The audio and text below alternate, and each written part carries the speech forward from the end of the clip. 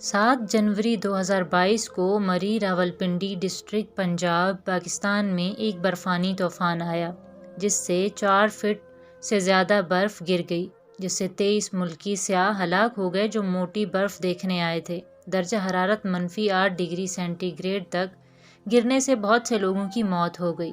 اس واقعے سے ایک دن پہلے پاکستان کے دوسرے حصوں سے لاکھوں لوگ برف باری کو دیکھنے کے لیے راولپنڈی ضلع پاکستان کے اونچائی والے شہر مری پہنچے تھے۔ برف باری کی وجہ سے کئی گاڑیاں سڑکوں پر پھنس گئیں اور ہزاروں سیاحوں نے رات سڑکوں پر گزاری۔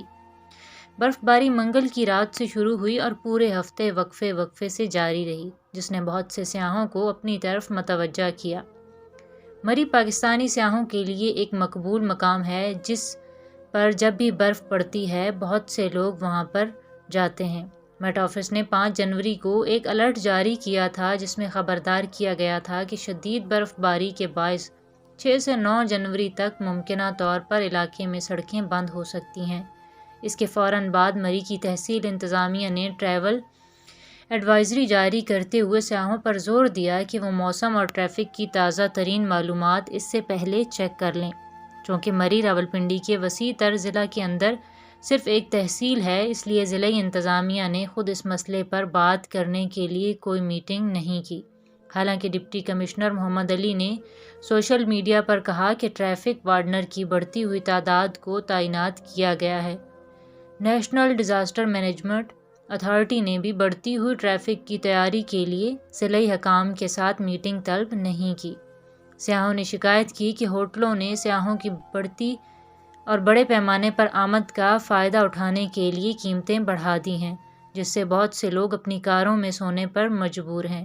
جن کمروں کی قیمت عام طور پر 6,000 سے 10,000 روپے فی رات ہوتی ہے، وہ 70,000 روپے فی رات کے حساب سے کرائے پر دیے جا رہے تھے، جبکہ کھانے پینے کی اشیاء کی قیمتیں بہت زیادہ تھیں۔ چائے کے ایک کپ کی اوسطاً 40 روپے کی قیمتیں آسمان کو چھوتی ہوئی 700 روپے تک پہنچ گئیں۔ اس کی وجہ سے #بائیکاٹ مری ٹرینڈ ہو رہا ہے۔ 7 جنوری بروز جمعہ مری میں برفانی طوفان نے 4 فٹ برف گرا دی۔ 7 جنوری اور 8 جنوری کی درمیانی رات برف باری شروع ہوتے ہی 1,57,000 گاڑیاں مری میں داخل ہوئیں۔ مری کے اطراف کی سڑکوں پر گاڑیاں بمپر ٹو بمپر کھڑی تھیں۔ مری میں آنے اور جانے والے تمام راستوں کو مؤثر طریقے سے بلاک کر دیا گیا تھا، جس سے سیاح پھنس کر رہ گئے تھے۔ جب شدید برف باری شروع ہوئی تو بہت سے لوگوں نے اپنی کاریں سڑکوں پر چھوڑ کر پناہ لینے کی کوشش کی۔ ہوٹلوں میں بھیڑ میں مزید حصہ ڈالا۔ مقامی حکام کی لاپرواہی نے بھیڑ میں حصہ ڈالا۔ کچھ علاقوں میں 13,000 سے زیادہ کاروں کو سڑکوں پر جانے کی اجازت دی گئی تھی، جو کہ ایک وقت میں صرف 4,000 کو ایڈجسٹ کرنے کے لیے بنائی گئی تھیں۔ کچھ جگہوں پر شدید برف باری اور تیز ہوائوں کی وجہ سے درخت گر گئے، سڑکیں بند ہو گئیں اور کم از کم ایک کیس میں متعدد گاڑیاں گر گئیں۔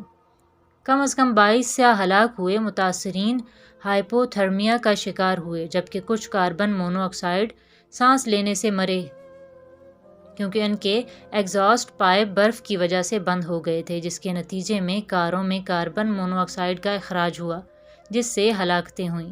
متاثرین میں اسلام آباد پولیس افسر نوید اقبال، ان کی بہن، 3 بھتیجے اور ان کے اپنے 3 بچے شامل ہیں۔ راولپنڈی کا ایک جوڑا جس کے 2 بیٹے اور 2 بیٹیاں ہیں اور مردان سے تعلق رکھنے والے 4 دوستوں نے اتوار کو ان کے آبائی علاقوں میں مقتولین کی آخری رسومات ادا کیں۔ ہفتے کے روز ہلاکتوں کی تعداد 23 تک پہنچ گئی تھی۔ جیکا گلی میں ایک 4 سالہ بچی کی موت بظاہر ہائپو تھرمیا اور نمونیا سے ہوئی۔ برفانی طوفان نے مقامی رہائشوں کے لیے بھی پریشانی کا باعث بنا۔ پانی کے پائپ جمنے کی وجہ سے خراب ہو گئے۔ زیادہ تر جگہوں پر پینے کا پانی ناقابل رسائی ہو گیا۔ ہوٹلوں میں بھی کھانے پینے کی اشیاء ختم ہونے لگیں اور سیل فون سروس بھی ختم ہو گئی۔ گیس سلنڈر بھی ختم ہونے لگے۔